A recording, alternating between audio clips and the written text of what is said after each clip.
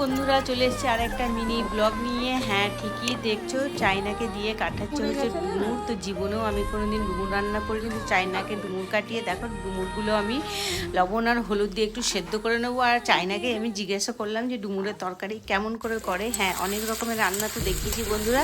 তো আমার জীবনে প্রথম ফার্স্ট আমি রান্না করছি ডুমুর। তো আলু আর টমেটো দিয়ে ডুমুরের হচ্ছে কষা করব। তো কী করলাম, কড়াইয়ে তেল দিয়ে পেঁয়াজ লাল করে মশলাগুলো দিয়ে তার মধ্যে আলুটাও ভেজে নিলাম, ভালো করে কষিয়ে এই তো ডুমুর সেদ্ধগুলো দিয়ে দিলাম বন্ধুরা। আর এই যে ডুমুর কষাটা আমার হয়ে গেল, খেতে যাব। তার আগে হচ্ছে আজকে হচ্ছে জুম্মার দিন, তো সবাইকে বলি জুম্মা মুবারক। আর দেখো বৃষ্টি, একদম এক পয়সা বৃষ্টি হয়ে গেল।